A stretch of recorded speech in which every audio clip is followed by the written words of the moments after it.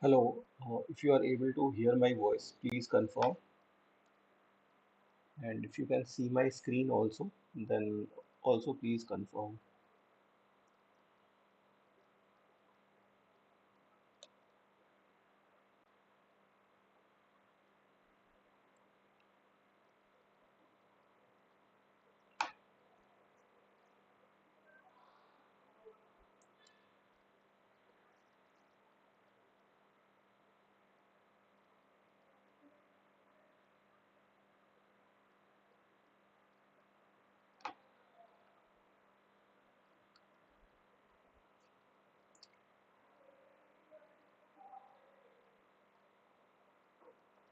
Hello, learners, please confirm whether you are able to hear my voice clearly or not.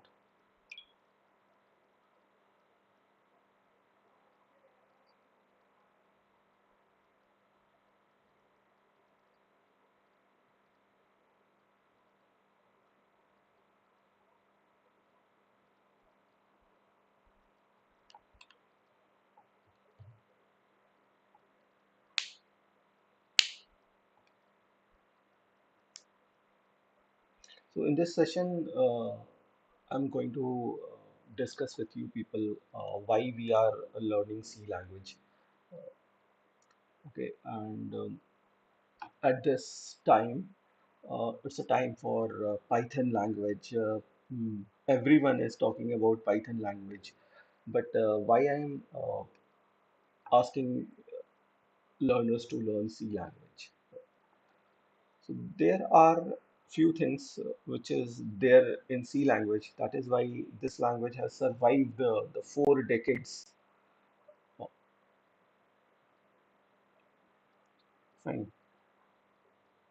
So why we are learning C language? So before we can begin to write serious programs in C, it would be interesting to find out what really is C and how it came into existence and how does it compare with other programming language.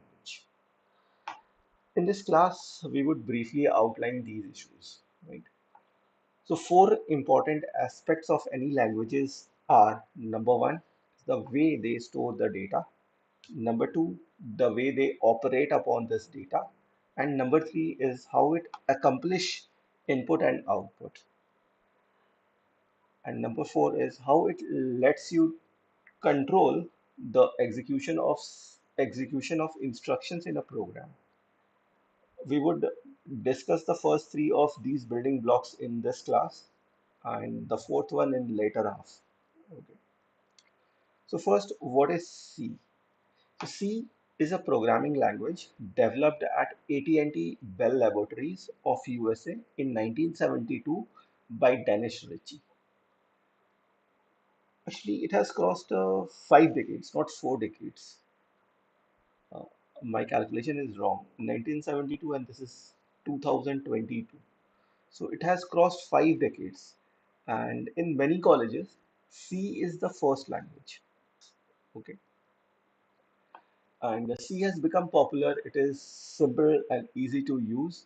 An opinion that has often heard today that C has already superseded by languages like C++, C hash, Java, and Python.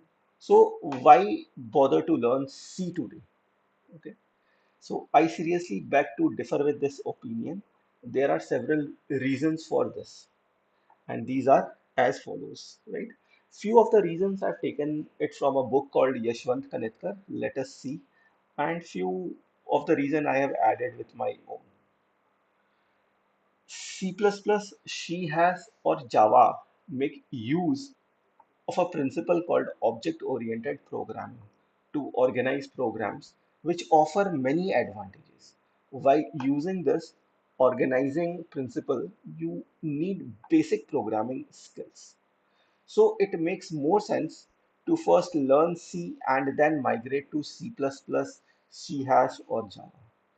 Though these two steps learning process make more time, but at the end of it, you will definitely find it worth the trouble. I have seen in my teaching career in ICSE, people are teaching Java directly to the kids. But before teaching Java language, if they taught C language, it will be more beneficial to learn Java. So major, so you can, there is another point.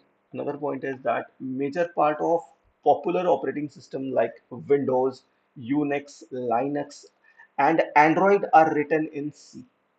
Moreover, if one is to extend the operating system to work with new devices, one needs to write device driver programs, right? So what are device driver programs, right? What are device driver programs? Say nowadays we have gaming consoles. Okay, um, most of the kids were using gaming computer. Okay, these gaming computers contains a graphic card, and these graphic card must must this graphic card needs driver software, right? Such that they can interact with operating system.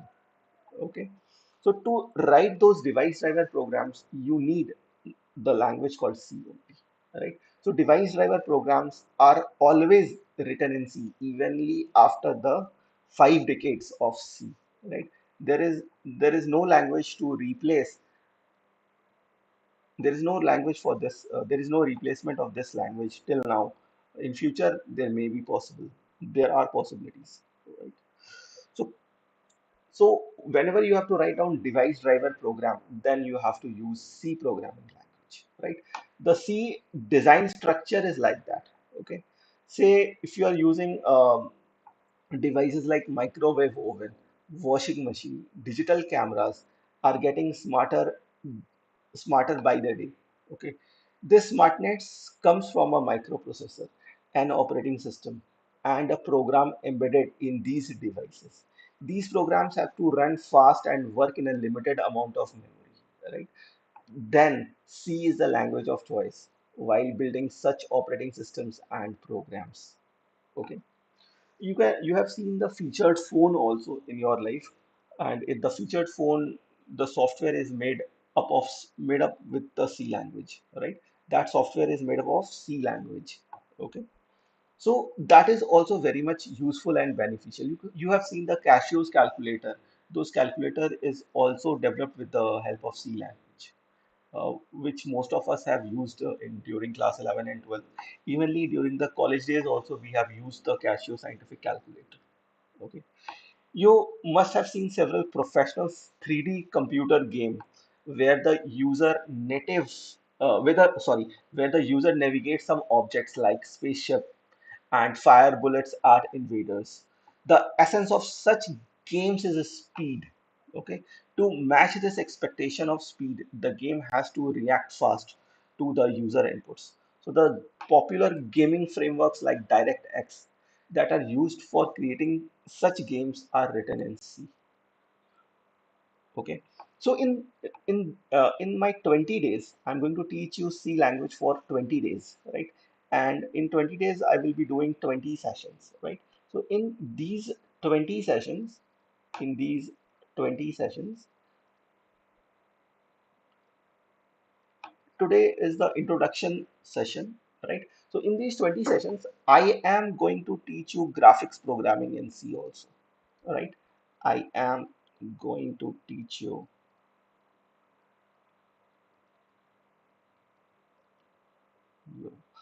graphics programming in C.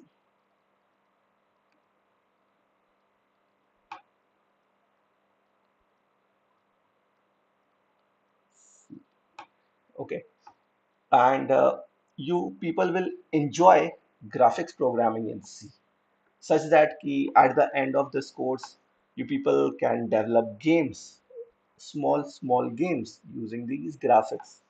Okay, you can have loads of fun with the graphics. Fine, and in very few examples, I am going to use text. Okay, in this full 20-day session, I'm going to use graphics, the header file, the name of the header file. Most of you people, I know that you people know C language, right? And most of you people know that how to use text input, right? So here basically what we are going to do, we are going to design graphics, and here we are going to use a header file called graphics.h, graphics.h, right? And I will try to teach you almost all the useful functions present in the graphics.h during these 20 days, right? And this is the difference between normal C language course and this course. Here you are going to enjoy the graphics in C programming, right? Along with the basics of C language. Okay. So today is a introductory session. So I'm not going to write down the graphics programming. I'm going to look the basics of the language, getting how to start with the C programming, and then the basics of the language like constants, variables, keywords, right? Types of constants, rules for constructing integer constants, these kind of stuffs. Okay, so so let's start with C language. Okay. So there is a very close analogy between C language and there is a very close analogy between C language and English language. Okay, learning C language and English language. Right? So let's get started with C, right? So in English language, what we have alphabets, right? We have words, we have sentences, and then we have paragraphs, right? So how to, if you want to learn English language, then what you have to do? So you need to follow these steps to learn English language.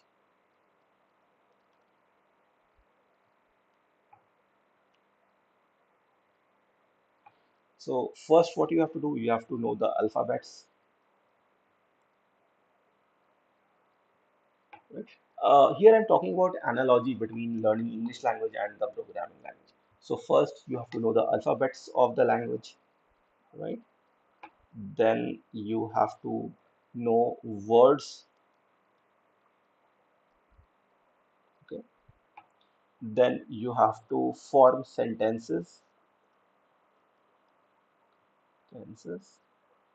and then you have to form the paragraph. Then you have to form a paragraph.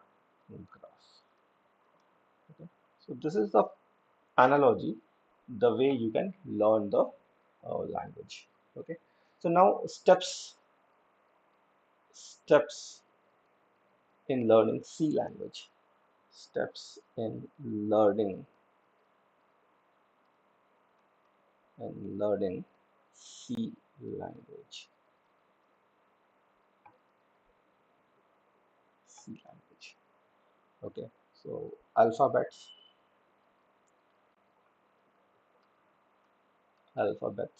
digits, and symbols. You need to know this. Okay. Then you have to know constants. Then you have to know variables, and you have to know the keywords.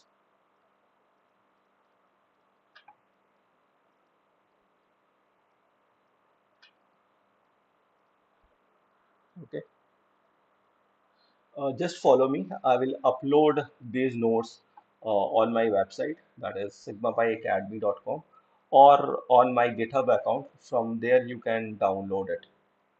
Okay, so just focus on whatever I'm doing on the computer. Okay, so alphabet, digits, symbols, and then you have to know about constants, variables, and keywords. Then, if you know this constant, variable, and keywords, then you have to understand instructions,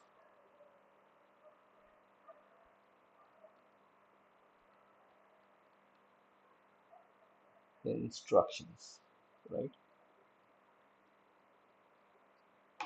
And then program.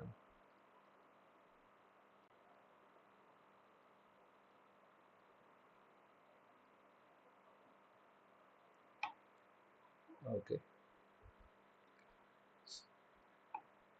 So I hope this much idea is clear for you people. Okay. So let's come to the next point here. The point is, what are the alphabets, right?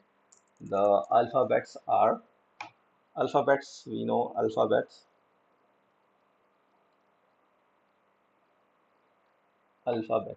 right? So alphabets are capital A, B, right, to Z, and small a, small b to Z, right? So this is supported by C language. Then C language supports digits also. Digits are starting from 0, 1, 2, 3, 4, 5, 6, 7, 8, and 9. Okay, and then it supports special symbols also. Special symbols, symbols also.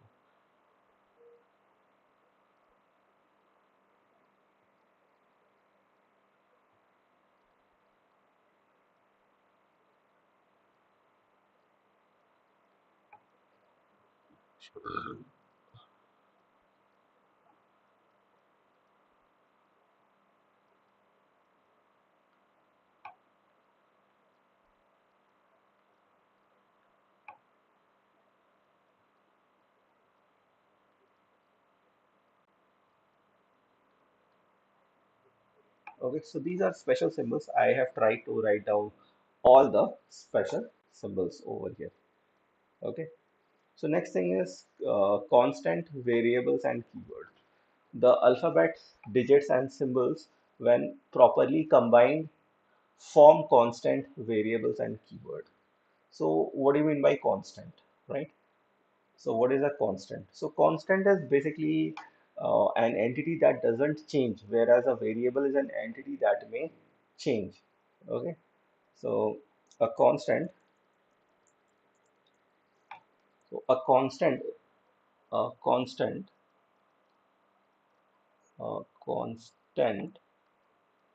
is an entity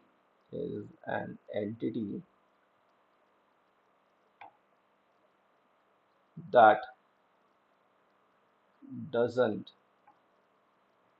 doesn't change. Whereas whereas a variable doesn't change. Whereas a variable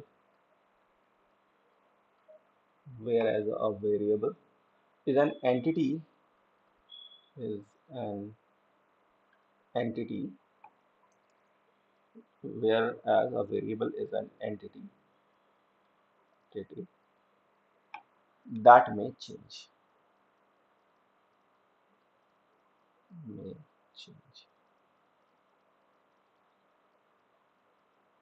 that may change. A keyword is a word. A keyword, a keyword, a keyword is a word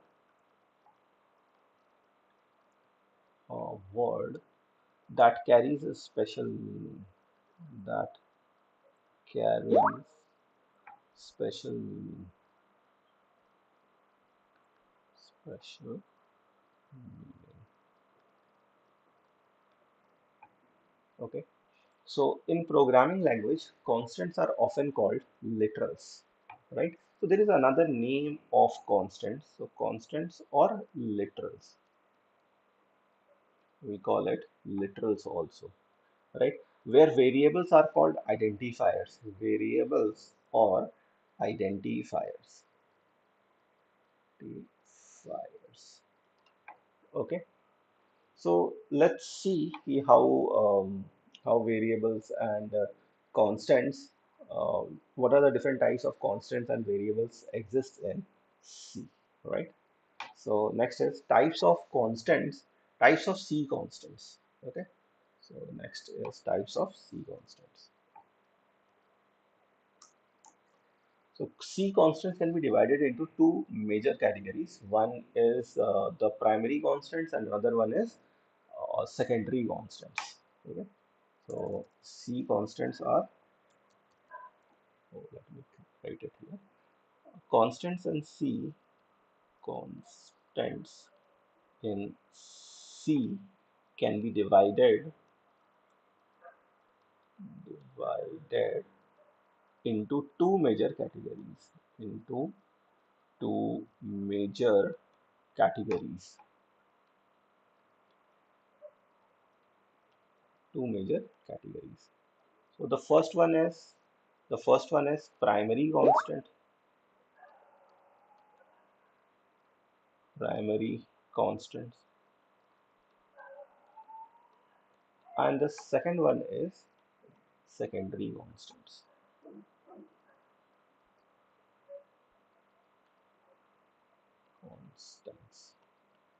right? So these constants are further categorized into uh, let me categorize it, right?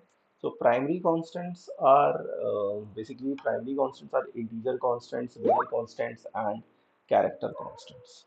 Okay, so primary constants are integer constants, integer constants, real constants, real constants, and character constants, vector constants,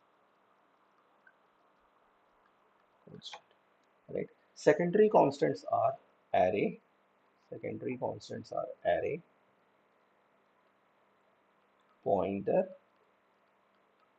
structure, union, enum, etc. Okay.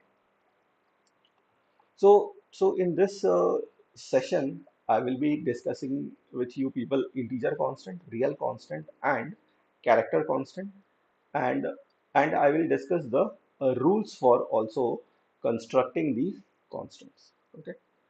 So let me discuss the rules for constructing integer constant. First is integer constant. Then I will discuss the rules for real constants. Then I will discuss the rules for constructing character constants. Okay. So the first one is the rules for constructing integer constant. So how to construct integer constants. Okay. So there were few rules. So let me write it down one by one. And let me create the space also for that. So an integer constant, first is an integer constant, and an integer constant, integer constant,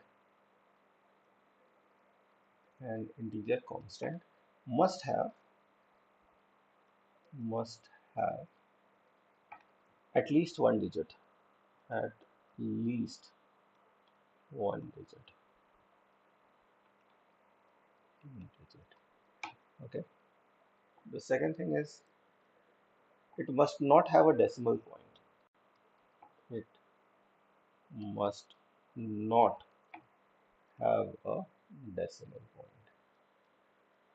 Decimal point. Fine.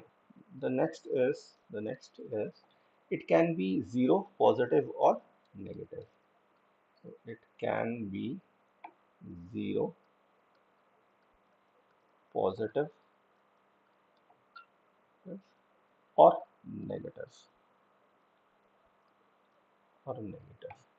If no sides precedes integer constants, if no sign precedes integer constant, it is assumed to be positive. Okay. If no sign precedes an integer constant,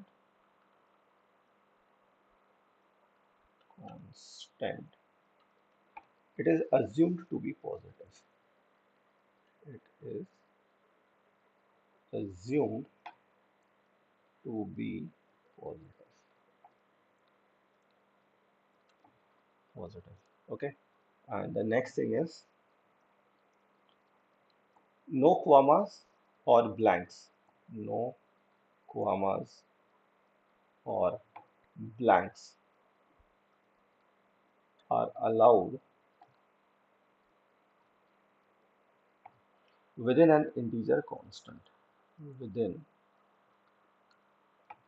let me write it clearly. No commas or blanks are allowed within within an integer within an integer constant. Okay. And the next point is the allowable range. The allowable range for integer constants for integer constant is I need to find out the value from the Google. So let me find it out.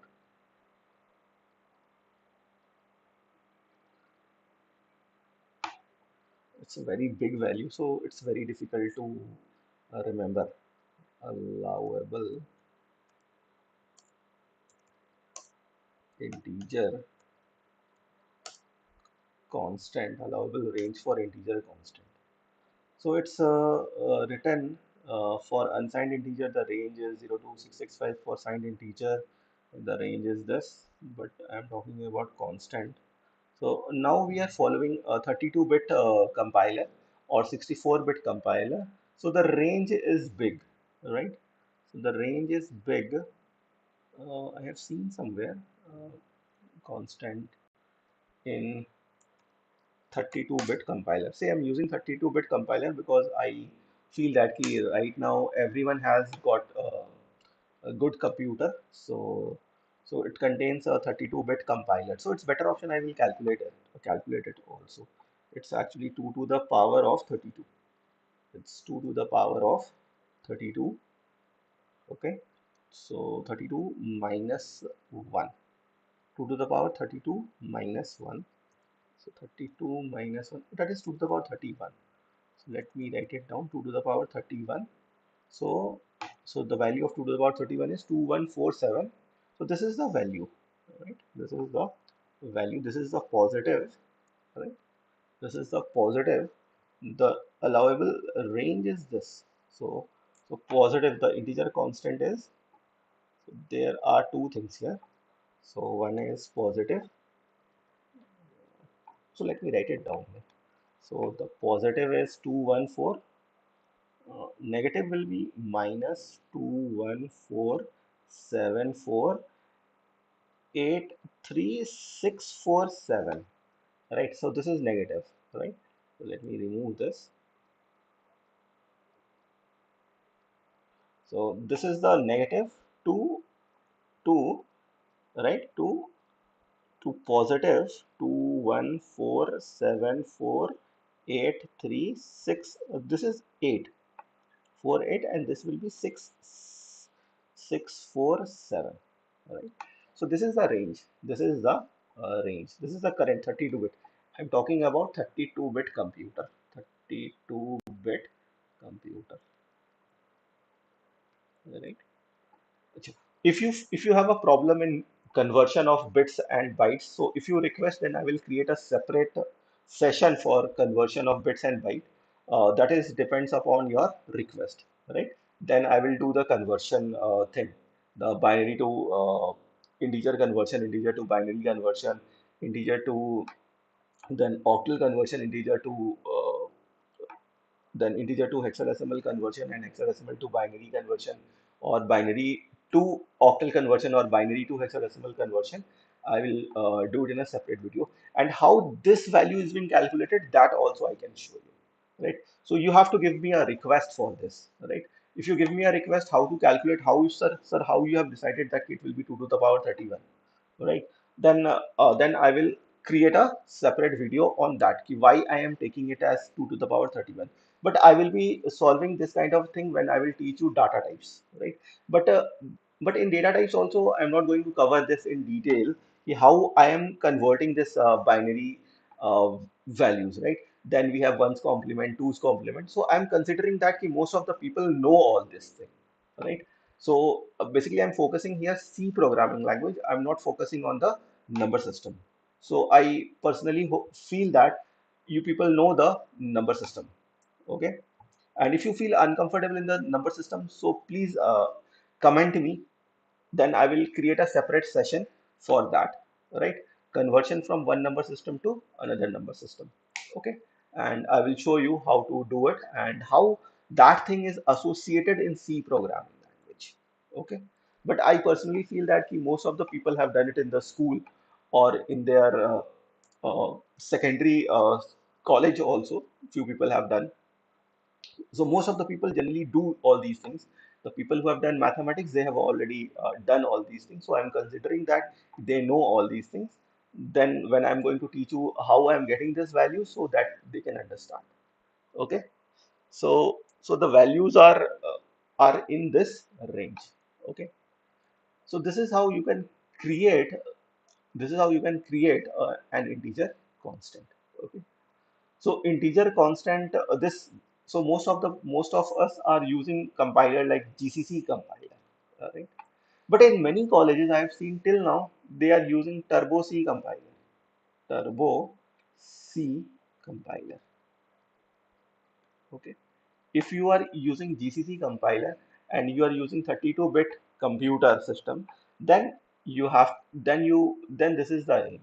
But for Turbo C compiler is basically 8-bit compiler, right? Or 16-bit compiler, max to max 16-bit compiler. Then this range will be smaller in that case. In that case, you will get minus 32,000, some range you will get 32,768 to 32,767 you will get. But if you are using GCC or MinGW compiler, which I'm going to use for this course, MinGW compiler or GCC compiler, then this range is big. Okay, then you can play with very long numbers. Okay, so this is how you can define the integer constant. Fine. Okay, the next is rules for constructing a real constant. So let's construct this. If you have any question, you can comment.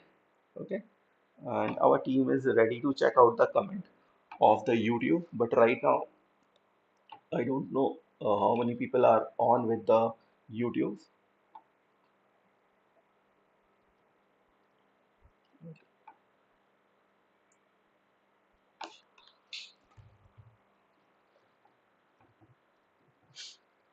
The next thing is rules for constructing real constants. Okay, create the spaces for that. Rules for creating a real constant.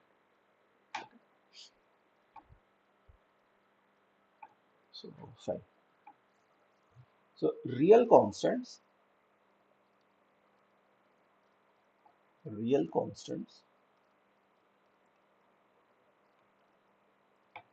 are are often called floating point constant. Floating point constant.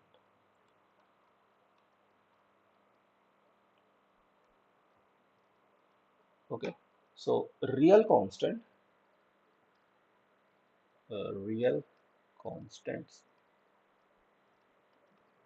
can be written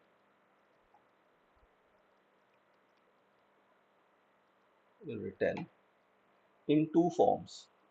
Can be written in two forms.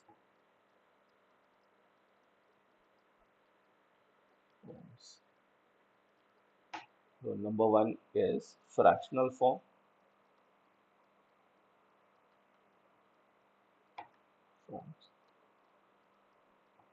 and number two is exponential form.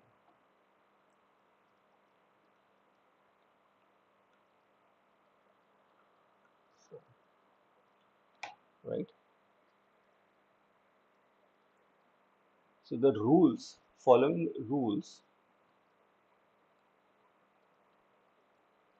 following rules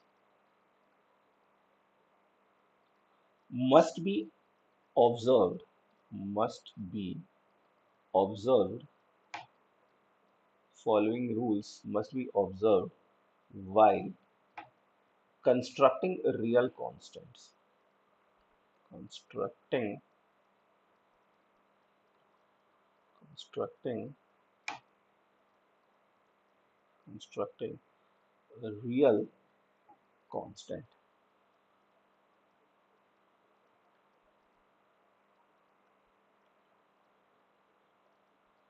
expressed in fractional form.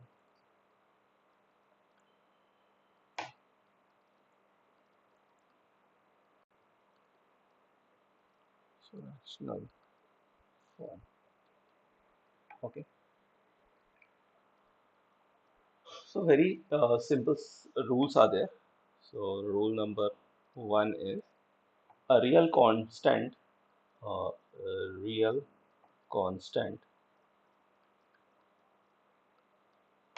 must have must have at least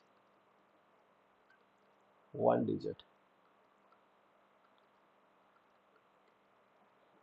The number two point is it must have a decimal point. It must have a decimal point.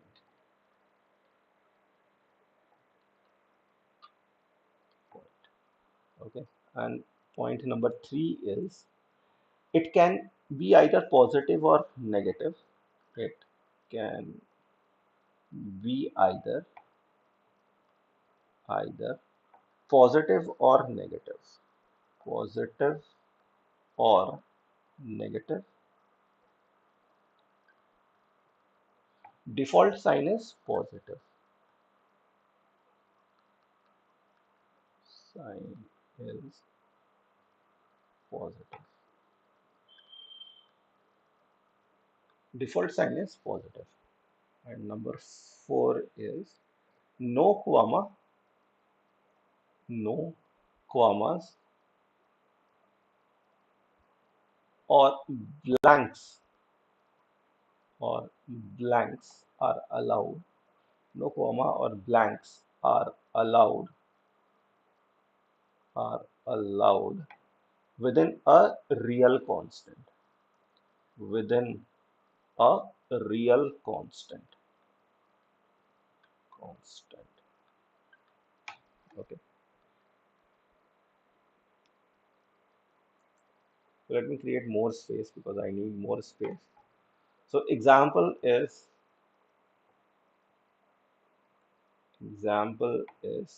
all right, uh, 346.483. Okay. 226.0 minus 3.173. Okay. Minus 48.93105. Okay, so these are the examples, right? Actually, I am not given the example for the integer constant. Integer constant can be any number. It will be 75 minus 29, 63. All these are the examples of integer constants. Okay, so that is the example of integer constant, and these are the examples of real constant. Okay, so now I have written the real constant in the fractional format, right? But you can write down the real constant in the exponential form also, right? The exponential form is usually used if the value of the constant is either too small or too large. Okay, so that is the indicating point when you have to use the exponential form, right? The exponential form, the exponential The exponential form is usually usually used used the value if the value of the of the constant is either is either too small too small or too large or too large or too large or too large. Fine. Or too large. So the exponential form is usually used if the value of the constant is either too small or too large. Okay. So it, however, doesn't restrict us in any way from using the exponential form of other real constant. Okay.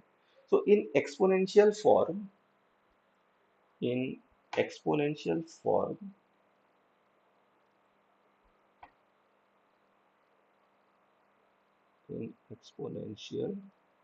form, the real constant, the real constant, the real constant is represented in two parts, is represented in represented in two parts, right? The part, the part appearing before E, the part appearing before E is called mantissa, is called mantissa, whereas whereas the part following E following E is called exponent, is called exponent. Okay, so thus 0.0000, okay, 125 can be written can be written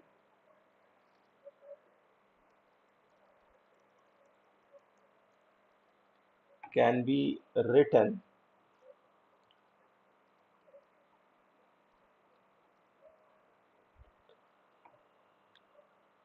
in exponential form, in exponential exponential form as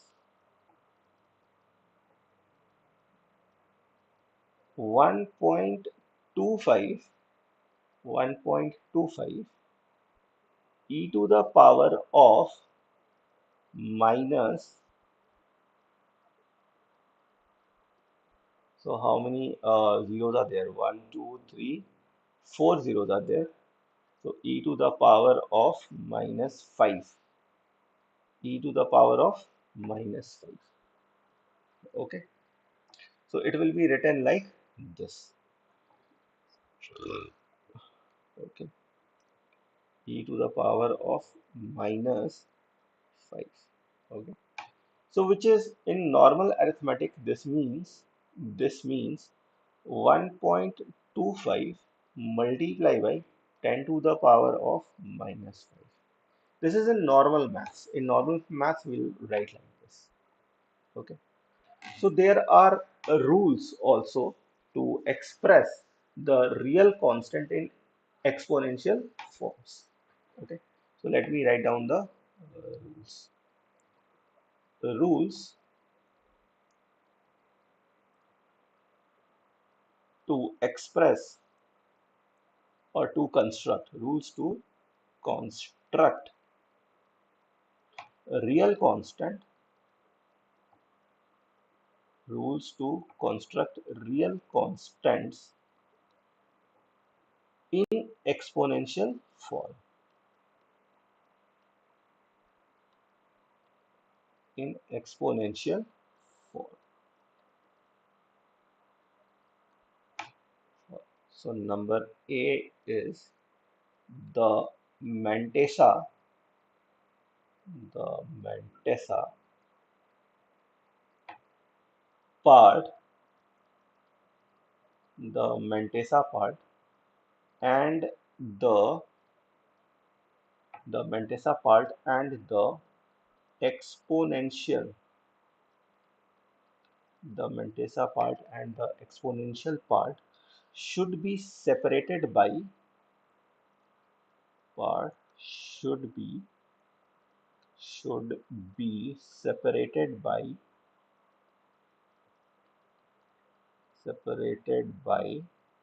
a letter a letter small e or capital E or capital E. The next point will be the next point will be the Mantessa part have a positive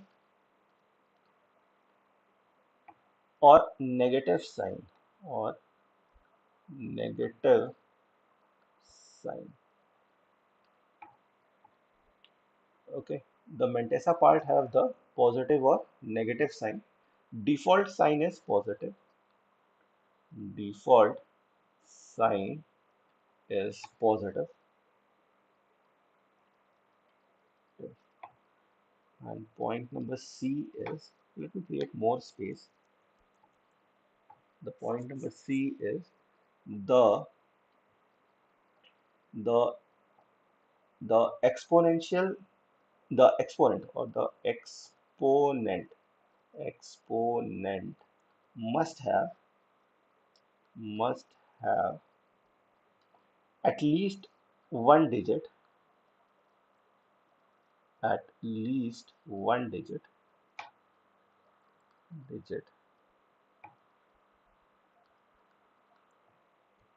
which may be positive or negative, which may be which may be positive or negative,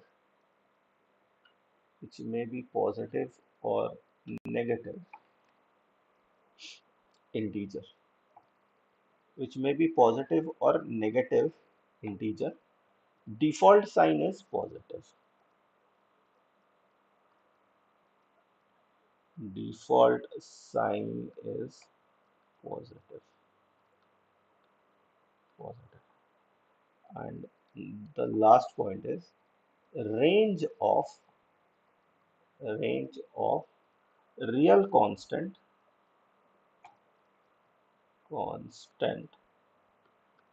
expressed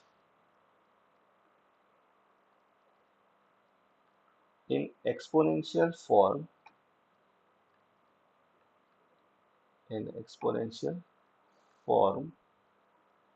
is minus 3.4 e to the power of 38 to 3.4 to 3.4 e to the power of 38, right? So e to the power e 38, right? So e is basically 10. E is basically 10. So examples are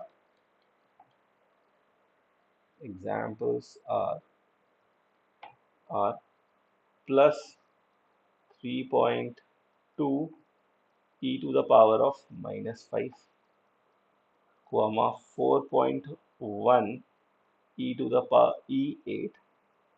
You can write minus 0.2 e plus 3, okay, or minus 3.2 small e minus 5, okay. This is not power, this is minus 5. Oh, I have written this. This is positive, but this one is negative. Okay, that is the difference between these two. Fine. So the next is the rules for constructing character constants.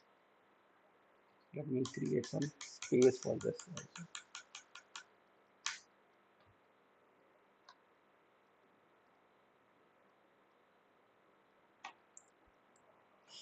So a character constant,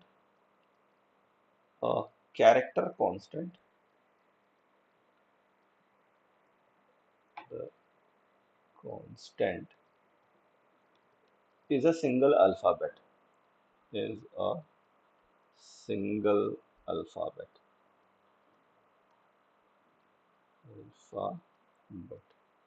A single digit, a single digit, a single digit, a single digit, or a single special symbol, or a single special symbol, symbol enclosed with single inverted commas and closed with single inverted commas, inverted commas, commas. Okay, number B. Both both the inverted both the inverted commas, both the inverted commas should point to the left, should point to the left.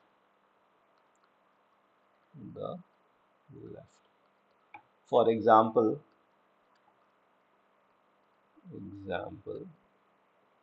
A, okay, is a valid character constant,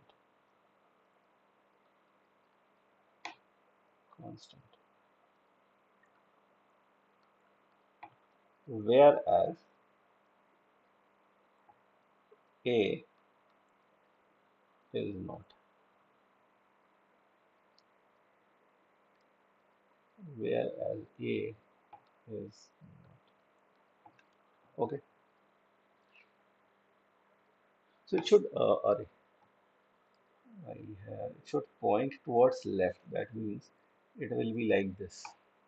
Okay, it should point towards left. Okay, so examples are examples are A, I, 5, okay, equal to, we can use like this. Fine. So this is uh, the rules for constructing character constants. So now the next point is types of C variables.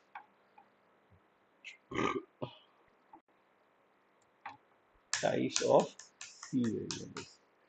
So a particular type of, first is what do you mean by variables? First is what do you mean by variables, right?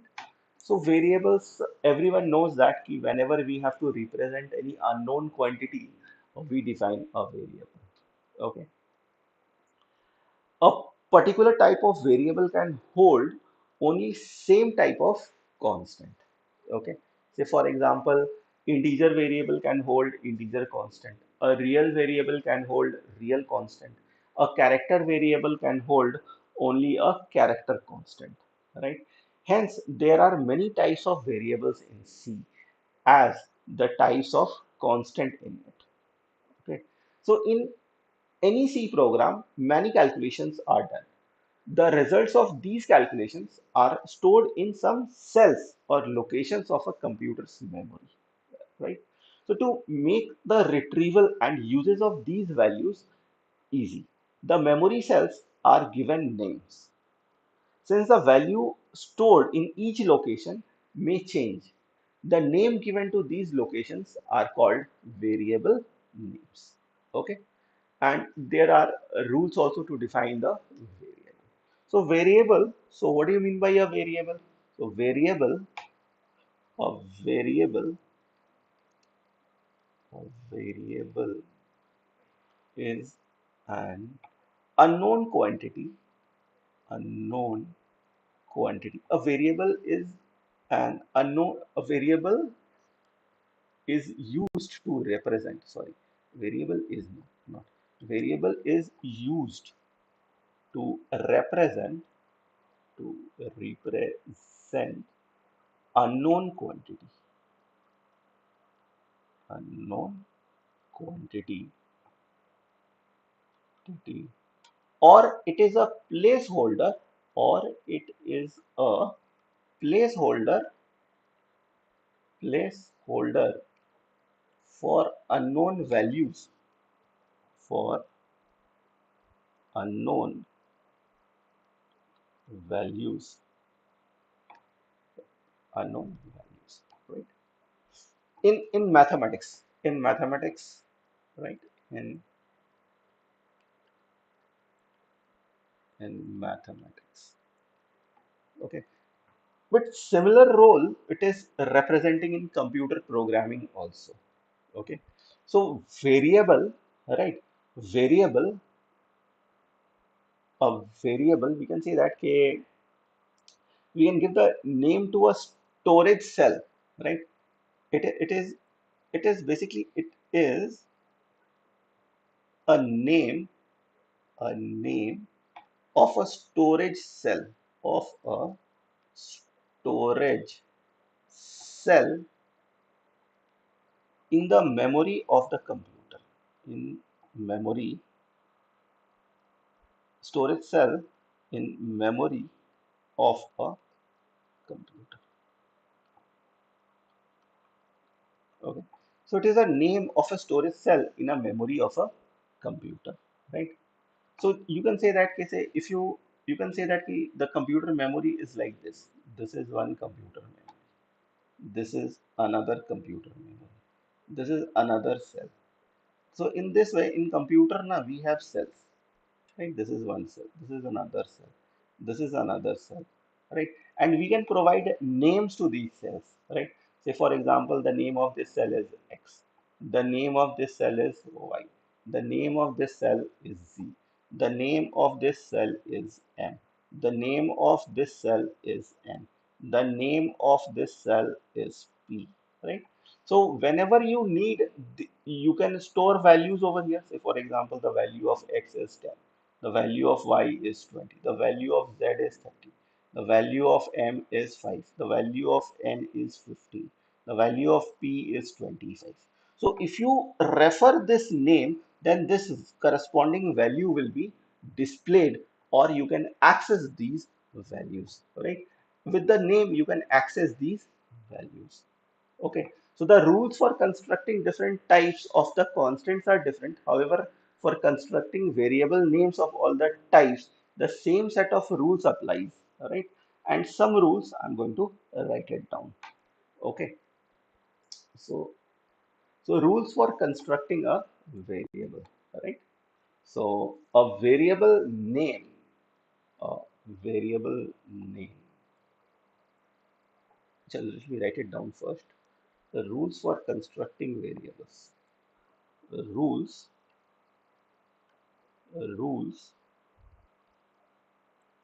for constructing constructing variable variable names. Okay, so now So the first rule is a variable name, a variable name is any combination, is any combination of combination uh, of alphabets, alphabets, right? It can be capital A to Z, right? It can be a small a to Z also. Okay. Digits, digits, you can use digits or underscore, or underscore, or underscore. Some compiler, some compiler, some compiler, some compiler will allow, some compiler allow variable names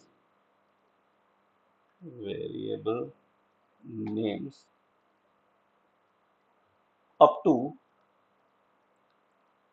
247 characters.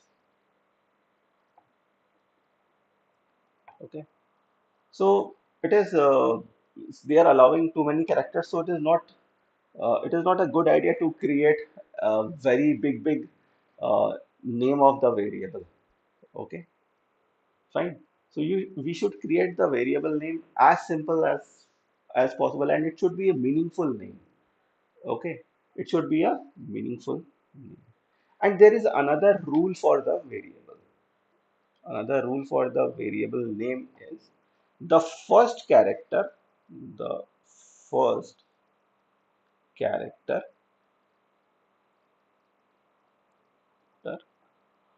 in the name, in the variable name must be an alphabet, must be an alphabet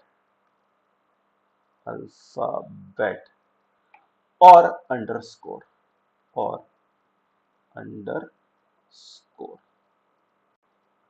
or underscore. Okay. Example is example is simple interest. Okay. Then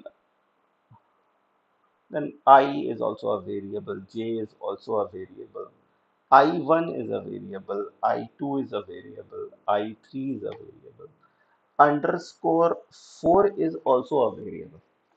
Okay, but this is meaningless variable. You can create a variable name, a meaningful variable name is basic salary, basic underscore salary. So this is a meaningful variable. Okay, say for example, you want to store a principal rate of interest or number of years, right?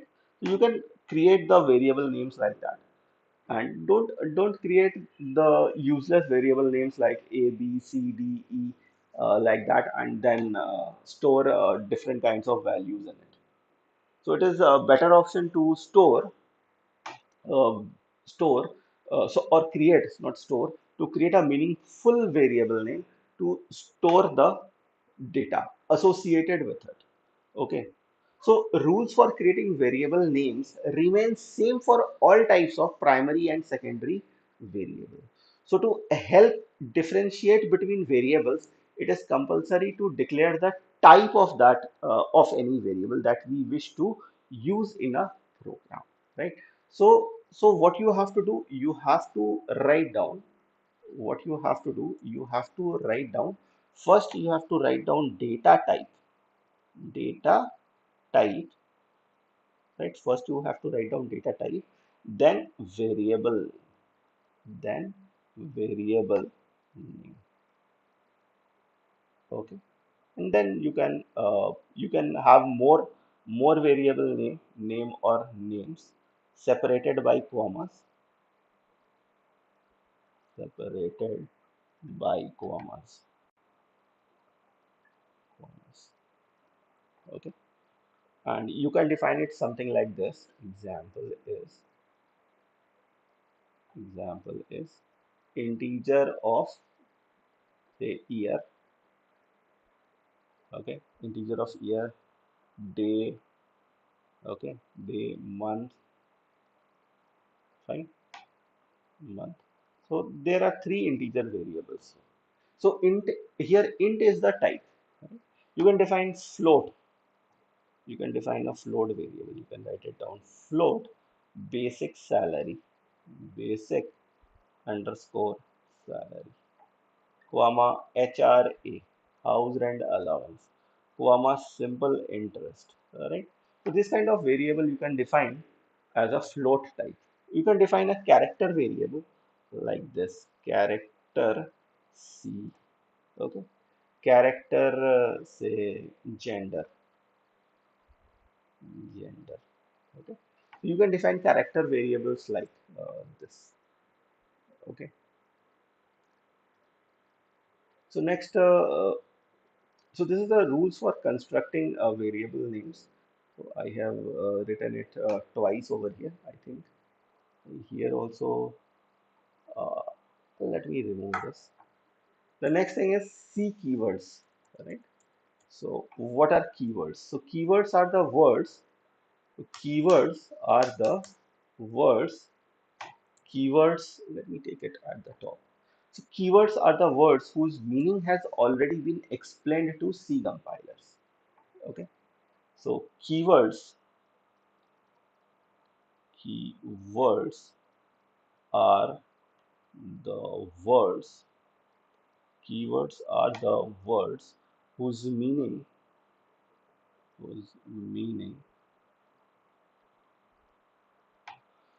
has already been has already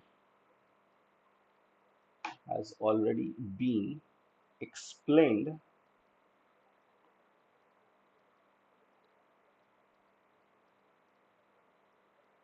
to the C program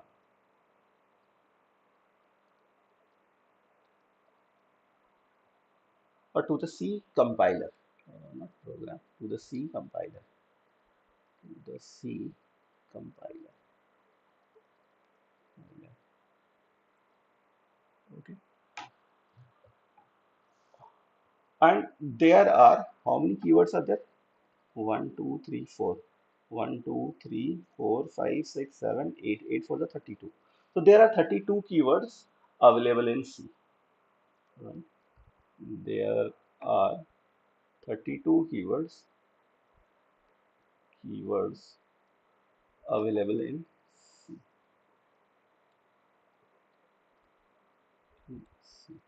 If you know this 32 keyword, or if you can understand these 32 keywords, you know C language. It's very much easy now. Okay. So these keywords are all these are the keywords, right? So there are 32 keywords. If you know all of the keywords, you know C language. Fine. It's like this. So keywords should not be used as a variable names, right? The keywords, right?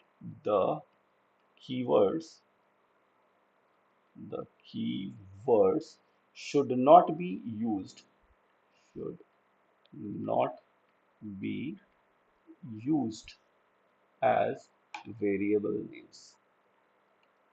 Variable names. However, some C compiler allow you to construct variable names that exactly resemble the keywords. But it is not a good practice to use keyword as a variable name, right? So compiler vendor provide more keywords apart from the one given in this given over here, right? So if you are using some new type of a compiler, then you can have more keywords, right? So it depends upon the compiler which you are using. Okay. So there might be more keywords than this is also available. Okay. So let me write down the C program, the first C program. Okay. So let me open a compiler called CodeBlocks. A code block is not a compiler. Code block is basically an IDE, and I'm using MinGW compiler, that is internally a GCC compiler.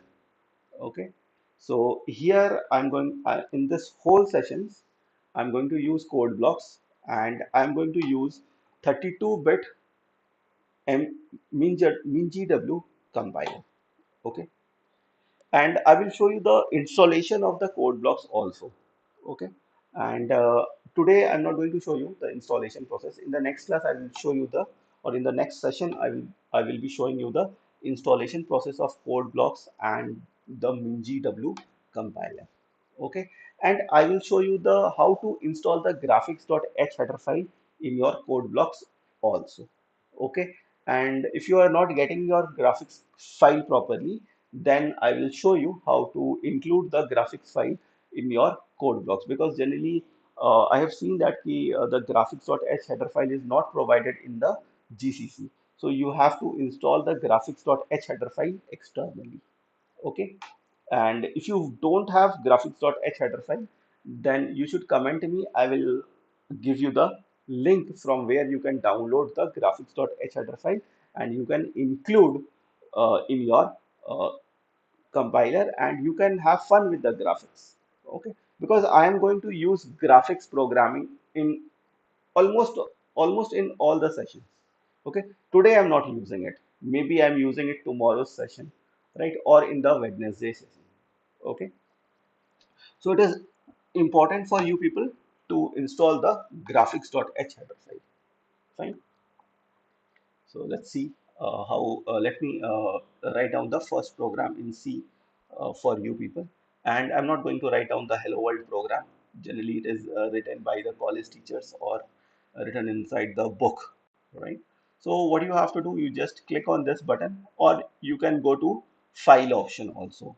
You click on new, you click on new, okay, and then click on file option, okay, then click on file option, then select C C++ source file, and then click on go. Okay, you can use either C or C++. All right, so C is basically a subset of C++, so you can use C++, or if you want to specifically you want to use C, then you use C. Okay, but for the graphics programming, right, the graphics.h header file is a part of C++ portion, right? So it is better option to use C++, and C++ supports all the features of C language, because it is more than C language. So it supports all the features of C language, and we can use the graphics also. So, so to use graphics, it is better option to use C++. Okay, fine. So you click on next. Okay, and now we can click over here from where we can install the or we can create our head our program file. So what we can do, we go to this PC, go to documents, right? So as I'm doing just live classes, right? So this is a C language, okay? And I'm going to create a new folder over here. And in that folder, I'm going to keep all my C programs, okay?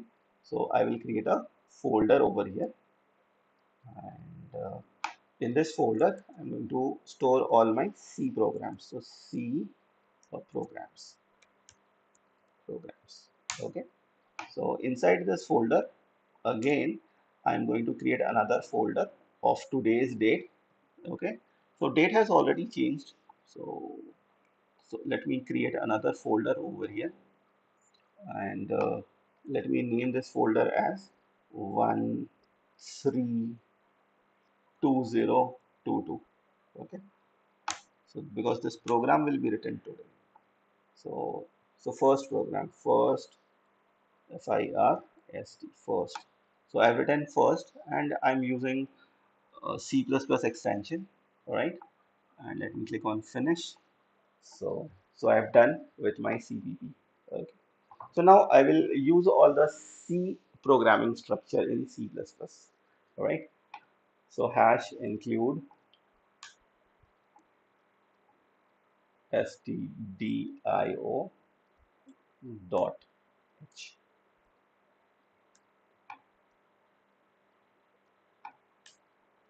Okay, then I will write a program. So this program, in this program, what I'm going to do, I'm going to calculate a simple interest. Okay, so calculating simple interest. ST. Just give me a minute. Let me increase the font size so that it will be very much visible to you. I just installed the code blocks, and my old code blocks, the settings is gone. So let me do a little bit of settings over here. So no, I'm not going to do the compiler setting. I'm going to do the editor setting. So I'll go to the editor, and I'm going to increase the font size also. Okay. So yeah, so this is the font. Let's click on choose. So it's a Courier new. So my favorite font is Consolus, right? So let me see whether it is available or not. So let me write it down here. Let's see. Consolus. Yeah, it is available. This is my favorite font for doing programming. So I will use bold. No, I will use regular, and I will increase the size to 12. So 12 is 12 or 14. 14 is better. Console is regular. Because console, if you use the Consolus font, then you will not confuse with the I or L, right? Or 1. I, L, or 1. So these three characters. So that is the best part of Consolus font. Okay. So it's important to use Consolus font. And you can see that how it is, how clear it is, right? So whenever you are doing programming, try to use Consolus font. You can use any font, but it is one of my favorite fonts while doing programming. Okay, and syntax highlighting. Okay, so comment is this, document comment is this, and line, comment documentation, comment line. So and we can add some default code also. So what we can do here, we can copy this, right? Can copy this. We can copy this over here, default code. So whenever you create a file, then this code will be written automatically. Return 0. So this is the default code, and let's click on OK to save it.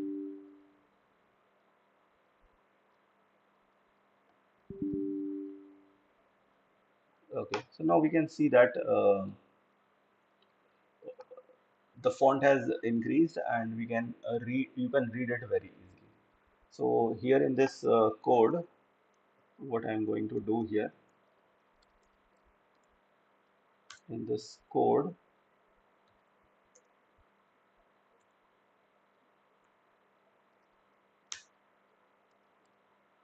so in this code we are calculating simple interest. All right, very simple program I'm going to write, and I'm going to write here main int main. Then here I'm going to write down return 0. Okay. Then I will use here principal, right? Principal is p, uh, time is t, okay, and float rate and simple interest. Now we can write it down. Say for example, principal is 1000 rupees. Okay, time is say 3 years, and the rate is say 6%. 6%. So 6% will be written like this 0.06 f. Okay, because it is a float. So we have to write down f. Okay.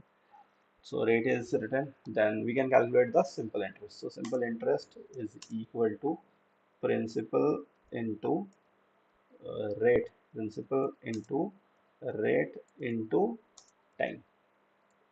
Okay, and now we can calculate. Now we can. This whole thing will be. This whole thing is calculating the simple interest. So now what we can do here, we can write it down. Printf. Printf is the command to print the information on the screen. So printf, and you can write here slash n. Okay. First, I'm going to print the principal. Okay, principal colon and then percentage of d. So this is the principal. So it will print the principal, right? Principal. And then again I will write down print f. Okay. Then I will print the time slash n. Time is t percentage t, and then here I will put t. Okay. And then again I will write down print f. Okay. Print f principal time and then rate colon percentage of f, percentage of f, and we write here rate. Okay, and then we write here print f simple interest slash n si, that is simple interest, simple interest est interest. So what is the simple interest is percentage of f. So we write here comma and then here we write down si. Okay, so we have done with the program. Now what you have to do, you can build the program. So you click this button, right? You click this button, wheel button. So here it's showing error. So I missed out a semicolon out here. So that is why it is showing me error. So I put the semicolon and I press Control S to save, and then again I'll click on build. Now you can see that the zero errors and zero warning is there. You can expand this also. So it is showing that zero errors and zero warning. So now I can execute. You just click the play button, it will execute. So now you can see that the principal is 1000, time is it's displaying T only, right? T. Oh, by mistake I've written here percentage T, so it will be percentage of T. Okay, so let me save this again and let me execute, compile this. First build or compile, and then you click on this, it will execute. So now you can see that principal is 1000, time is 3, the rate is 0.06, and the simple interest is 180. Okay, and the process has returned 0 because I have returned 0 from this method. Okay, so let me take some water.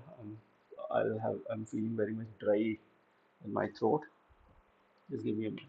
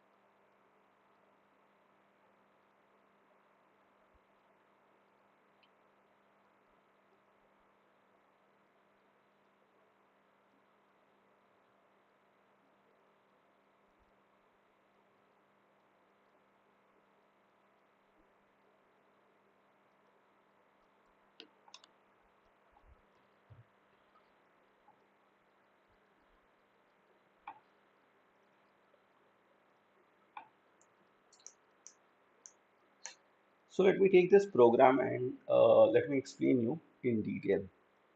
Uh, Okay, so this is the terminal window, and we go here. And this is our first program. So this is our program here. Okay, and let's understand this program in detail. Okay, so each instruction in C program is written in a separate statement, right?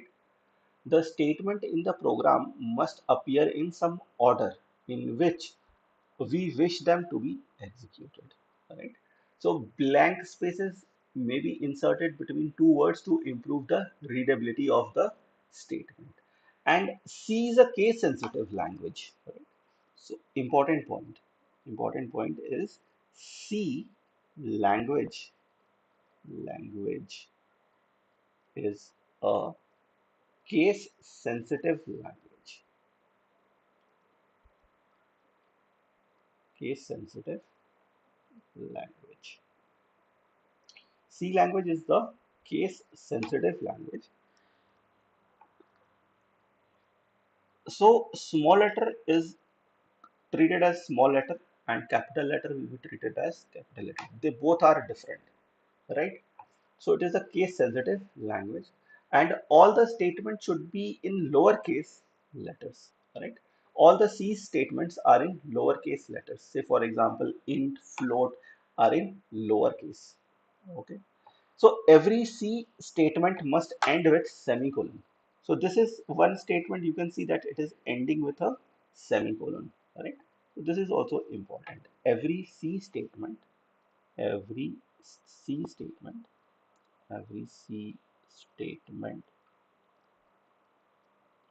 must, every C statement must end with semicolon, must end with semicolon.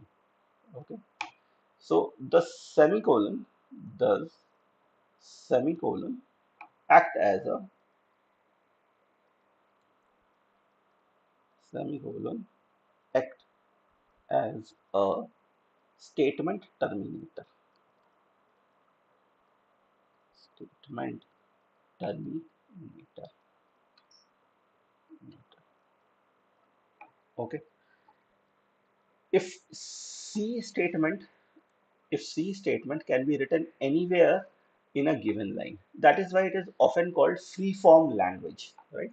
You can write int p comma t semicolon. Then beside that you can write down float r comma si, right? So C statement. So this point is there also.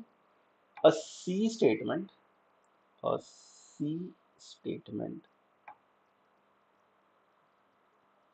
C statement,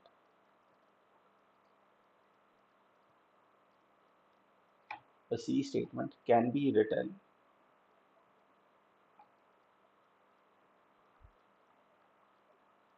a C statement can be written anywhere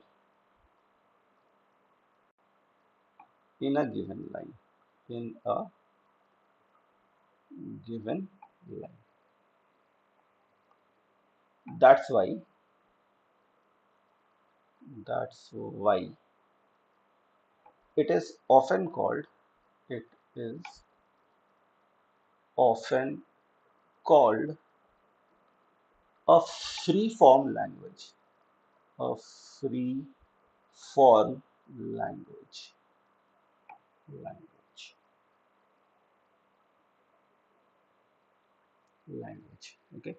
So usually each line contains one statement. However, you can write multiple statement in one line, provided each statement is terminated with a semicolon. Okay.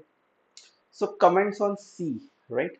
So comments are used in C program to clarify either the purpose of the program or the purpose of some statement in the program, right? It is very good practice, okay, to it is to begin a program with a comment indicating the purpose of the program, right? You can write down your name, you can write down your date, right, on which the program was written, right? So there are different kinds of comments are also available in C language. Okay, so you can have multi-line comments, right? And you can have there are three different kinds of comments in C program. Okay, so there are different kinds of comments in C program. The first comment is a multi-line comment. Then you can have a single line comment, and then you can have a document comments is also there. Okay, so there are three different kinds of comments in C program. Okay, so let me type it down. There are three different kinds of different kinds of comments. Comments are there in C language. C language. Okay. So number one is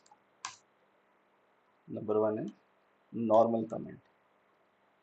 So it is like this and this and this. Okay. So here,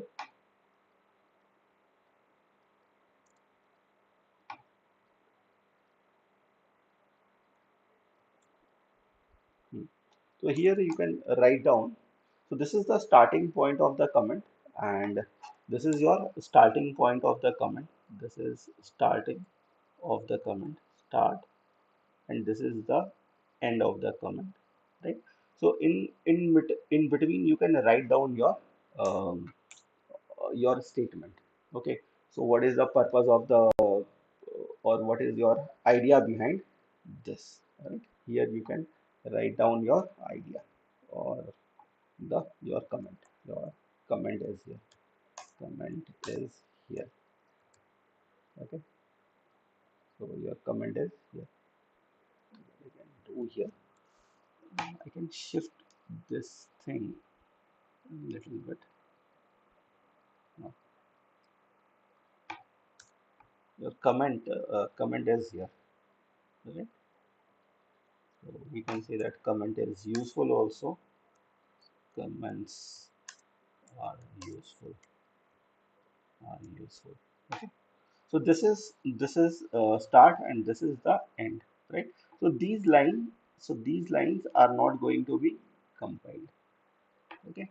So this is compiler will ignore this line. Compiler compiler compiler is going to ignore this line. Compiler will ignore this line. Right? I'm going to compiler will ignore this line. Ignore these lines. Will ignore these lines during compilation. During compilation of the code. Okay. So this is one type of comment. Then there is another type, right? Type number two.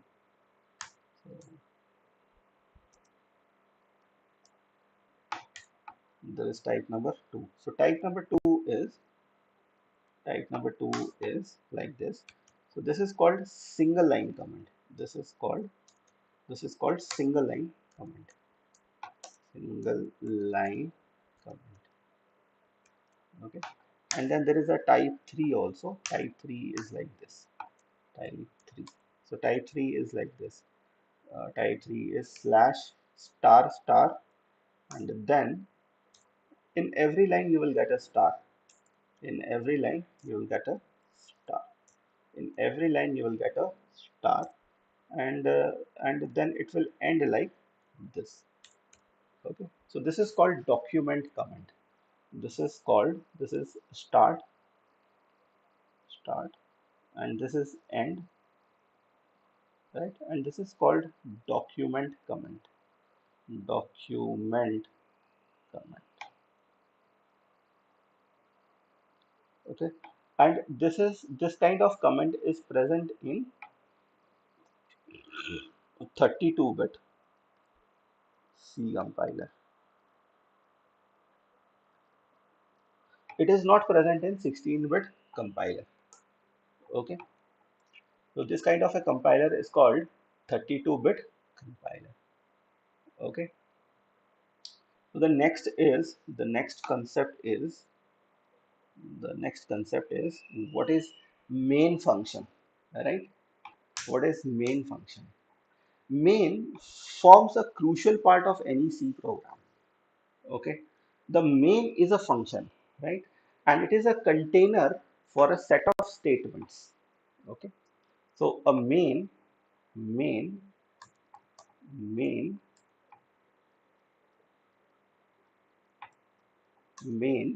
is a function is a function main is a function. It is a container. It is a container for a set of for a set of statements. A C program, a C program, a C program may have multiple functions. If it contains only one function, if it contains only one function, only one function, its name has to be main. Its name, its name has to be function. All the statement that belongs to main, all the statement meant, all the statements that belongs to main, that belongs to main, that belongs to main are enclosed within a pair of braces. Within are enclosed within a pair of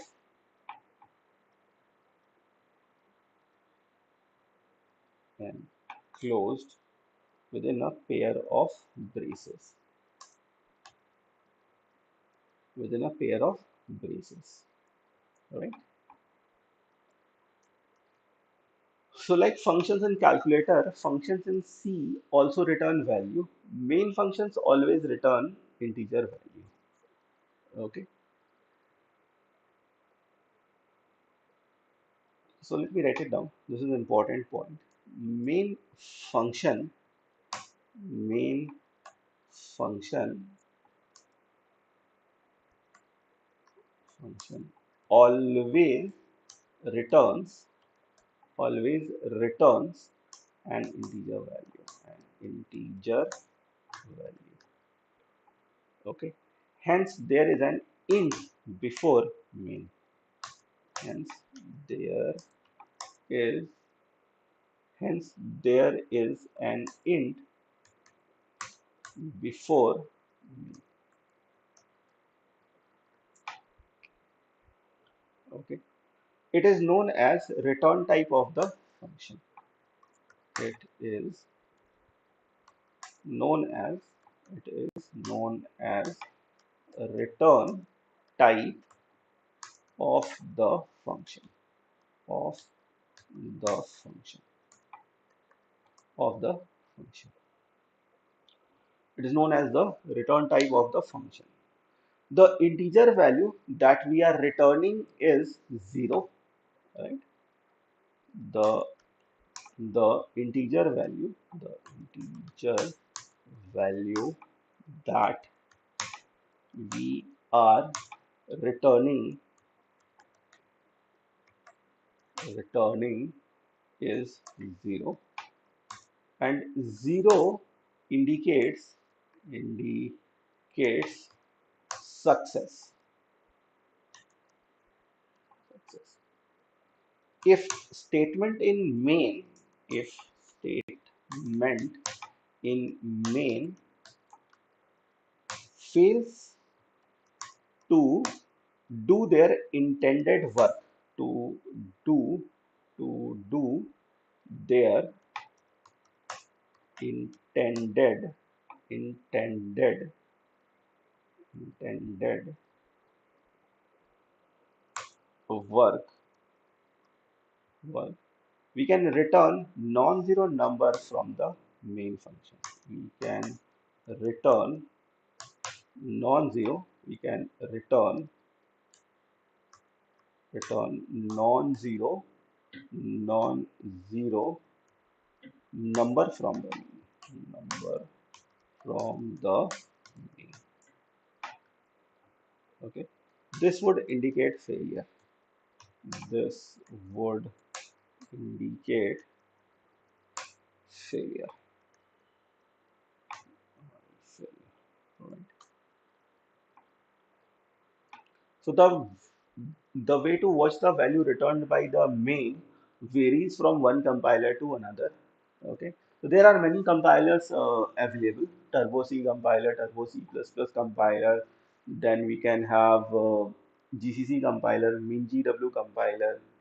Okay, and then Microsoft company has its own C compiler called CL compiler. Okay, some compilers like C, C++, Turbo C, C++ even permits us to return nothing from the main also, right? So you have seen that in college or in some schools also, they use Turbo C, C++ compiler, and there the main function returns nothing. So they used to write void main, right? But as I am using GCC compiler, I am going to write int main because my function is always going to the my main function is always going to return integer value. So I'm going to write int main always because I'm using GCC compiler. Okay. So let's talk about next thing, variables and their uses. Okay. So in this program also I have used the variables. Let me see. Yeah. So here this is called variable declaration. This is called variable declaration. Variable declaration. Okay. So here I am assigning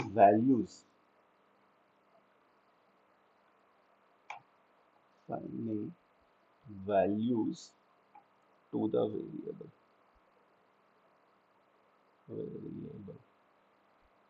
Okay. Here I'm using the values of the variable variables to calculate simple interest. To calculate simple interest interest, right? So here you can see that this principal, rate, and time gets multiplied, right? So these are called arithmetic operators, which I have used over here. Later on, I will teach you. I will teach more about arithmetic operators. Okay. So let me talk about next thing is called print and printf function and its purpose. All right. So C does not contain any keyword to display output on the screen, right? And all the output to the screen is achieved by using ready-made library functions like printf. Okay. So let us understand this function with respect to our program. Okay. So once the value of SI is calculated, it needs to be displayed on the screen. So we have used the simple printf function to do so. Okay. So to use printf function, we have to include, right, stdio.h header file at the beginning of our program. So you can see that key. I have included stdio.h at the beginning of the program, right? So hash include is a preprocessor directive. Okay. I will clarify these things later on what is preprocessor directive. Okay. So include is basically a directory. Include is a directory. And this is the preprocessor directive. Preprocessor directive. Basically, a preprocessor directive means कि pre-compiled programs are there. Pre-compiled compiled programs or ready to use function or ready to use functions. Functions, right? So these are already there. So printf is there. Okay. So the general form of printf is, let me change the color. So the general form of, let me take purple. The general, the general form, the general form of printf is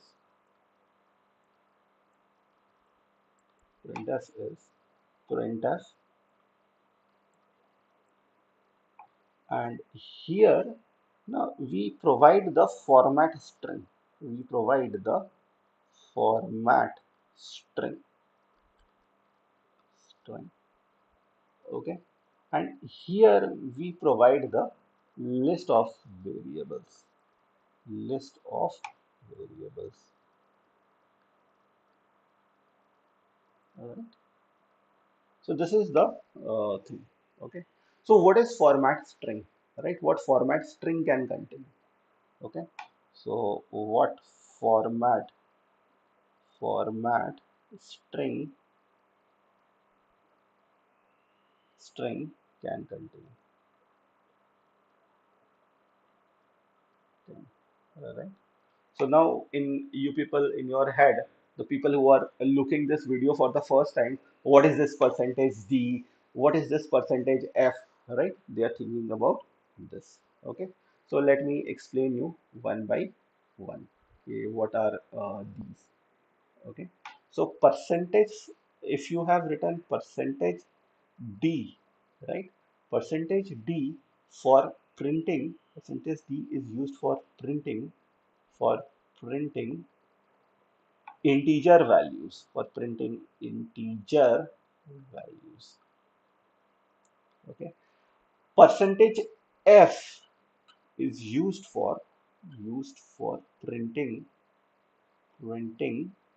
real values, printing real values with the decimal points. Okay. And percentage C, right, for printing char values or character values. If you have a char variable, then you use percentage C. If you have float variable or double variable, then use percentage F. Okay. So this is the idea behind printf and its purpose. Printf and its purpose. Okay. Got my point? So we'll discuss more on this also. Okay. So let's talk about compilation and execution. Okay. So let's talk about compilation and execution. Right? So let's talk about compilation and execution. So once you have written the program, you need to type it, right? And instruct the machine to execute it. Okay. So the two other programs needed to do this. Right. There are two different programs are there. One is editor and one is the compiler. Editor is a software where you are writing down your code, right? And compiler is a software that compiles your code, whatever you have written. Okay. So let me talk about this one by one. Okay. So compilation and execution. Okay. So the thing is this key to write down program to to write. Let me take some more space. To write a program, we need we need two other programs.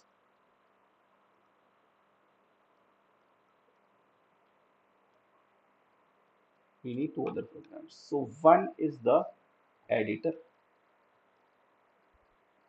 okay, and number two is the one is the editor, and number two is the compiler.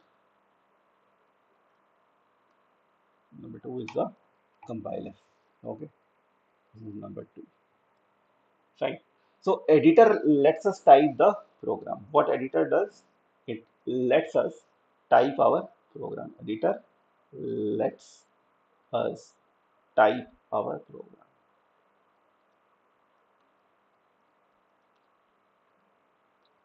Right. Compiler converts our program. Compiler, what compiler does? Compiler converts our program, converts our program, converts our program into machine language program. Machine language program. Okay. So because this conversion is necessary because computer understands only machine language. Computer won't understand C language. Fine.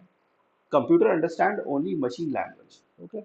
So C language is basically intermediary language between a user and a computer. Okay. So another software is required called compiler that converts your program into machine language program. Okay.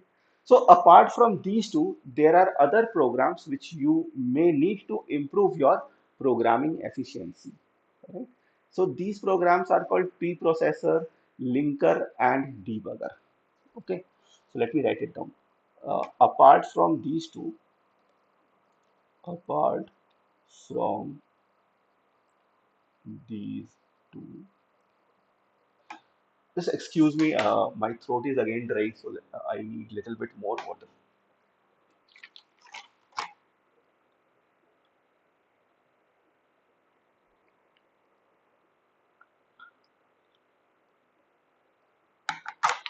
Uh,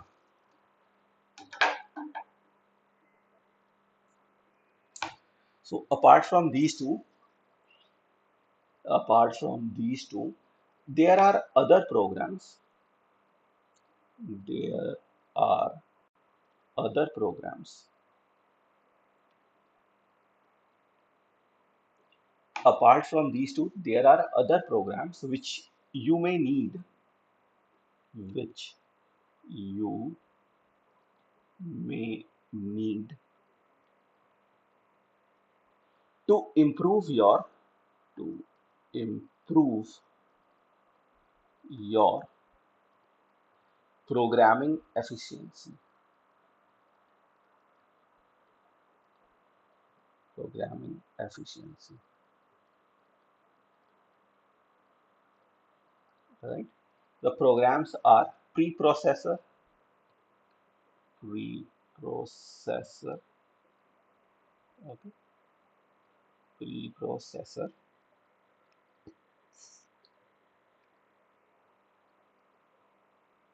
preprocessor, linker, linker, and debugger, and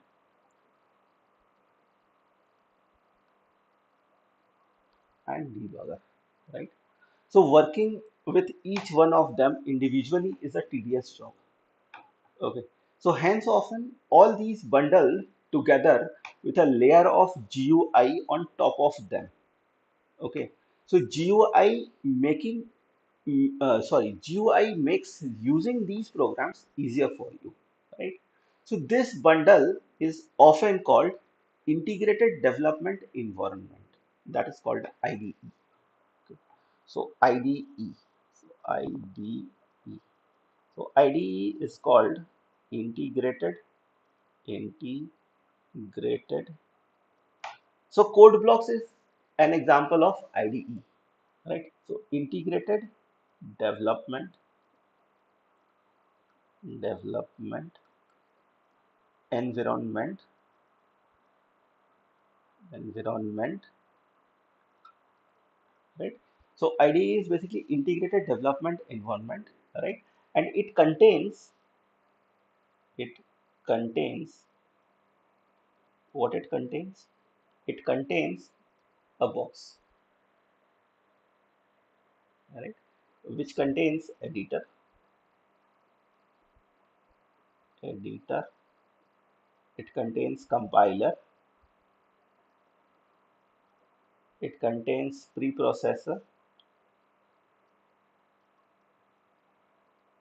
preprocessor. It contains linker, and it contains debugger, right? And one of the example is code blocks. Example is code blocks. Blocks.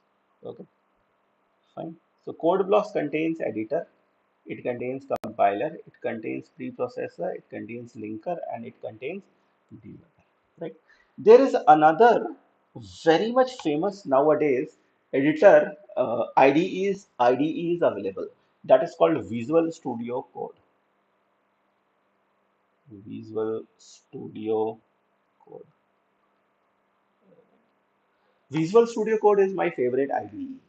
Okay, I personally prefer to write down all my programs in Visual Studio Code, but I'm not using over here in this 20 days. There is a reason because I'm using Windows 11, and in Windows 11, Visual Studio Code is not supporting 32-bit microcomputing. I don't know the reason. Maybe I'm unable to do the setup properly for 32-bit computing. Okay, but as code block supports 32-bit computing, such that I can use the graphics.h header file, because graphics.h header file uses 32-bit computing. Okay, so I'm missing some settings, or there was some glitch over here. So I'm not able to execute graphics program in Visual Studio Code. Might be some reason, maybe I'm not able to do the proper setup. But as soon as I'm able to do the proper setup, I will help you out. Okay. But for till the time being, I'm not able to do the proper setup. But if I take, you people can also help me to do the setup of Visual Studio Code. Okay, if someone has already done the setup. Okay, so I'm using code blocks, and I'm using 32-bit computing, right, for this course. I'm using 32-bit computing, 32-bit computing for this course. Okay,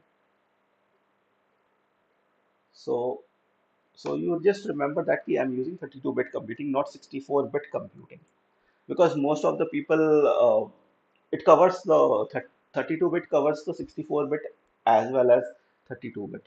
Okay, fine. So IDE are important thing, and IDE helps a lot. Okay, but I will teach you loads of settings in code blocks also. Fine. So the next thing is receiving inputs. Fine. So the receiving inputs, there is a function called scanf. So with the help of scanf, you can take input from the user. Okay. So let me show you how to do that. Fine. So we go to the editor called code blocks. So here you can see that I'm assigning the value principal, right? So I can take the input from the user also. So to do that, what I have to do? Okay. So let me remove this, and let me put a bracket sign here, and one bracket sign here, and I will write here scanf. Okay, and inside the scanner, first I have to write down the format specifier, that is integer, so that is %d, and I have to use one ampersand operator. Okay, So that is ampersand operator, and then I have to write down the variable name. Okay. So before this, I can write down a prompt printf, and in the printf, I will write it down. Enter the principal amount. Principal amount. Principal amount. Principal amount. Fine. And after that, scanf, with the help of scanf, we can take input. We can ask the time from the user also. All right. So we write here, and inside this, we write here percentage d because time is integer, and we can write down the scanf here. Scanf. Okay. So we took the input, and we can ask for the rate of interest also. Okay. So what we do here, we write here another printf, and we write here enter the time, enter the time. Okay. So as we are done with this, we put a semicolon, and then here we write down rate of interest. So we write down here scan f, and percentage of f comma r. Okay. And here we can write printf, and we write down here enter the rate of interest. I have to enter the rate of interest. So user can input the rate of interest by using the scanf. Scanf is used to take input from the keyboard. Okay, and these two functions are already defined in stdio.h header file.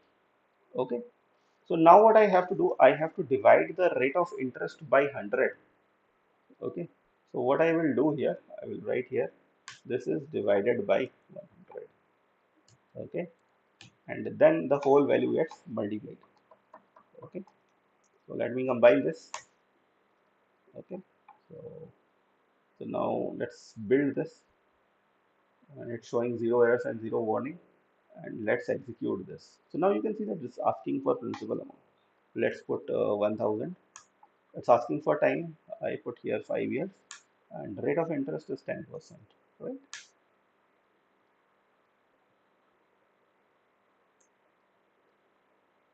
Oh, it's not showing output. Any issues?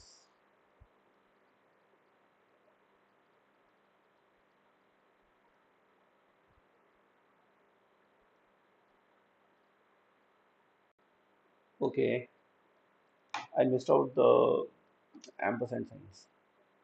So that is why there are problems. Yeah, I missed out. That's the main reason. I have to build it again. Then again I execute. So 1000, time is 5 years, and rate of interest is 10%. So now you can see the output. Principal is 1000, time is 5, the rate of interest is 10%, and the simple interest is 500. Okay, so we can calculate the amount also. Amount, okay, the value of amount is, the value of amount is, right, amt is a float variable, and we can calculate the amount here. Amount is principal plus simple interest. So we can write it here. We can write it here. AMT is equal to principal plus simple interest. Okay, and we can print the amount after this. So we will write here printf, and we'll write here amount slash n amount, and it will display the amount after 5 years. So here what we have to do, array, by mistake I've written plus sign. Plus sign is not allowed here. Here AMD, and here I have to provide the format specifier, which is percentage %f. Let me save this code, build it. Right. I missed out a semicolon here. Let me put the semicolon. Right. In programming, you have to read the error. Right. read the error, to detect the error. Okay, so it's very much important to read the error, and computer is helping you. So if there is an error, there is no shyness, right? You should not be shy about the error, right? Whenever you are facing errors, you are learning. Okay, and computer errors are helping you to resolve your issues. Okay, but if you're not getting error and you're not getting the desired output, that means okay, you are in serious trouble. Okay, but if you are getting errors, then you can fix the errors because computer is helping you to fix the errors. Okay, so don't worry about errors. So now the amount is 1000, time is say 5 years, the rate of interest is 10%, and now you can see the output. So principal is 1000, time is 5, rate is 10%, simple interest is this, amount is this. And I will teach you how to handle these zeros in next class. Okay. So this is the output, and let's take this program and in our notes, this is the notes.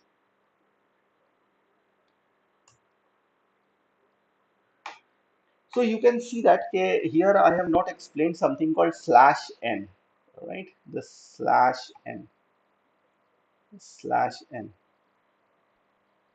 Okay, so slash n is basically escape sequence. Okay,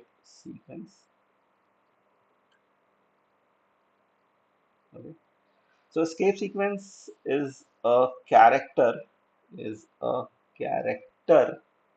fine. Escape sequence is a character which is used, which is a non-printable character, non or a non-graphical character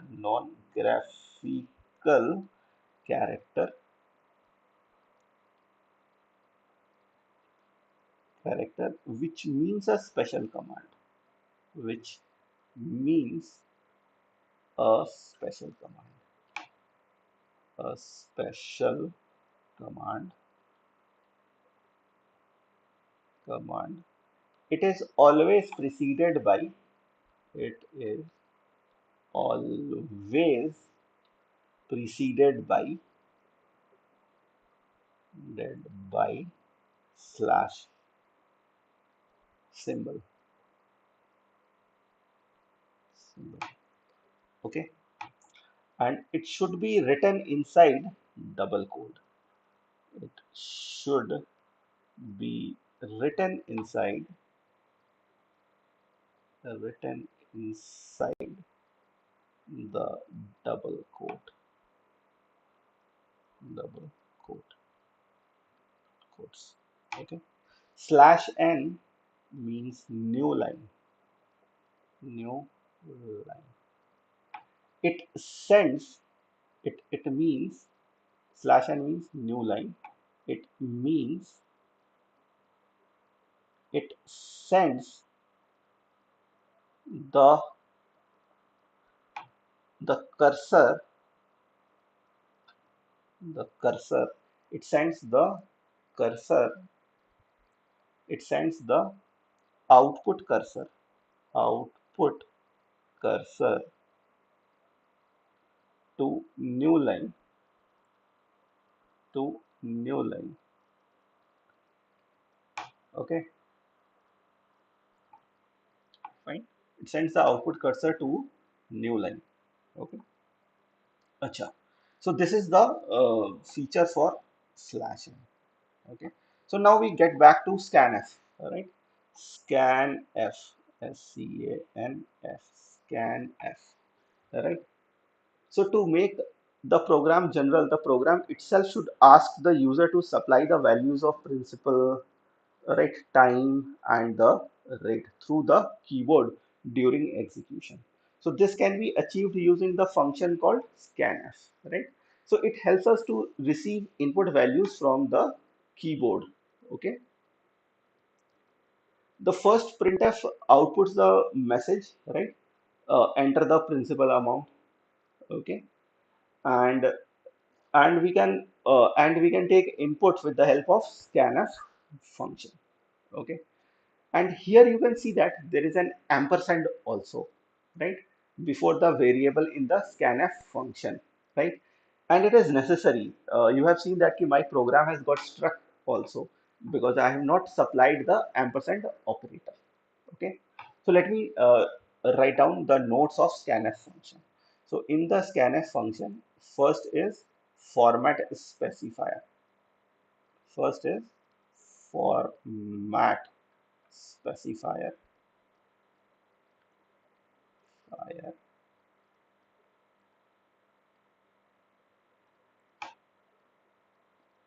format specifiers or specifier, and then you have to put comma, then you have to write ampersand, and then variables. Bulbs.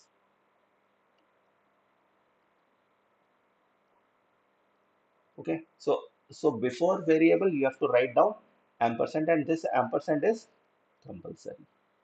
Okay, so let me write down note here. Note the the use of ampersand, the use of ampersand before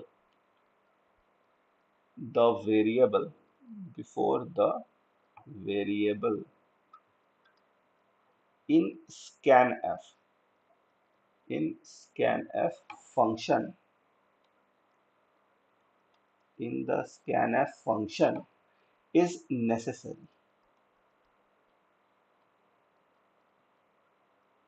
is necessary, is necessary. Ampersand, ampersand is the address of operator, is the address of operator, is the address of operator. It gives, it gives, it gives the location number, it gives the location number, location number, or you can say the address, address used by the variable in the memory, used by the variable in memory, memory, right? When we say ampersand a, when we say ampersand of a, right, we are telling, we are telling, we are telling scanf at which memory location, at which memory location, memory location should it store the value, should it store the value, store the value supplied by, store the value supplied by, supplied by user from the keyboard, user from the keyboard, from the keyboard.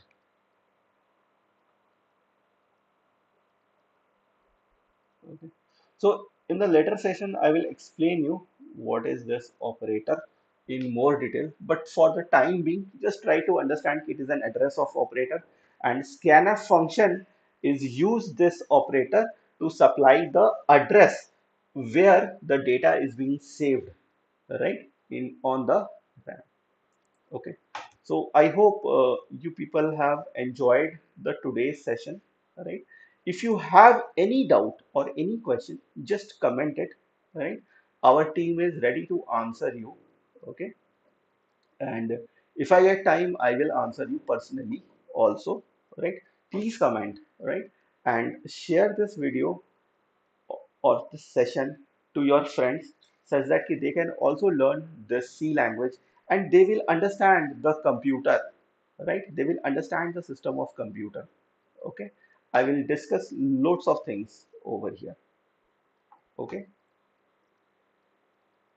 So goodbye, and it's very late in India.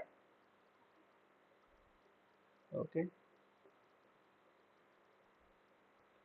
Goodbye for today, and I will be uploading the notes very soon. Okay.